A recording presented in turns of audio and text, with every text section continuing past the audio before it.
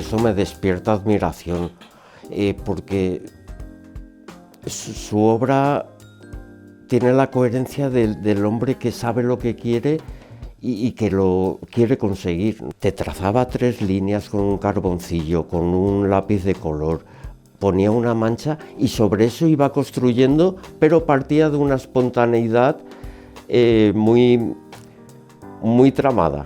Me acuerdo el primer día que llegué, eso que ves el pueblo, la toma que hay desde la carretera, y estaba súper contenta con la casita que acaba de comprar mi padre. Aguilera era un crítico muy importante que había estado en la Bienal de Venecia, y Aguilera tenía un gran poder de convocatoria.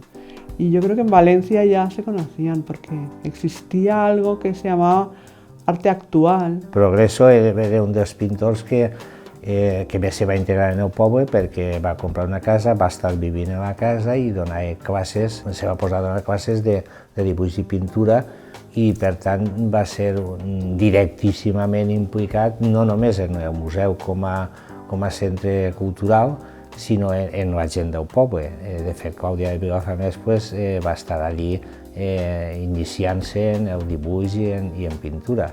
Era totalmente vocacional, porque es que él creía, yo también lo creo, ¿no?, que el que sabe algo tiene que enseñarlo. Invitaba a venir a su estudio y se ofrecía a dirigirles. Porque era un virtuoso, era un maestro del arte. Sabía fórmulas antiquísimas, te daba soluciones para todo y si no se rascaba la cabeza para intentar ofrecértela. Y como maestro tenía discípulos casi de una manera natural, innata. Jo crec que a tots ens agrada el tema de l'art i per això teníem aquesta inquietud d'expressar-nos d'alguna manera i va ser el motiu d'haver-nos trobat. Vam anar a Casa Progreso. Jo no havia vist mai l'estudi d'un pintor. I t'estava pintant una duna i allò a mi me va parèixer especial. Jo no podia comprendre com una persona podia fer una cosa tan bonica, en uns pinzellets i uns colorets. Jo no sé si anava per les lliçons, per mesclar els colorets, per dependre de dibuixar. Jo anava perquè m'agradava convivir amb aquesta gent.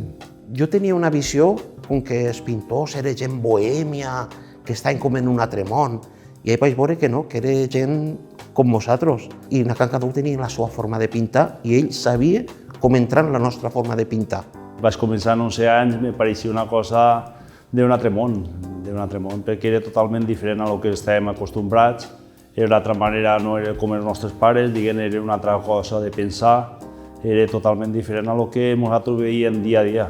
Vam estar en Amsterdam, en Bèlgica també vam estar, en Alemanya vam anar a la documenta de Kassel, en la gent de la Facultat de València. Era una novetat també molt gran de veure aquest tipus d'exposicions en una documenta o en una Bienal de Venècia que ens va portar. El poble era un poble de llauradors, un poble que culturalment era zero i de moment arriba tota una gent d'artistes i clar, això va canviar molt i de fet se va crear el museu on estem així, el Museu d'Art Contemporani, i això clar que va canviar molt i a nosaltres, mira, així érem uns xiquets que de pintura no sabíem ningú res i ells ens van obrir un camí molt bonic, la veritat.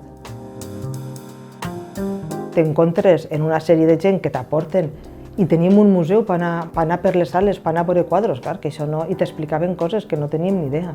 I damunt t'ensenyaven tècniques i sobretot en l'estiu quan venien els altres pintors a Vilafamés sempre passaven i molts professors deien que passaven i que ens donaven classes i això era molt important. El que avui se diuen les masterclass o el que sigui, nosaltres les teníem i eren pintors importants que avui en dia te dones compte de lo que teníem, però entonces no. Després d'estar pintant uns quants anys vaig fer la primera exposició a la biblioteca de Vilafamés i eren tot paisatges del poble. I quan se va exposar va ser molt bonic perquè el dia de l'exposició, a part de que va vindre Progreso, que era el que, claro, era el meu mestre, van vindre també altres pintors de Vilafamés que estaven al museu i me van comprar un quadre. Me va comprar Aguilar Cerny, el director del museu, Nacio, Canta la Piedra, Amat Vellès.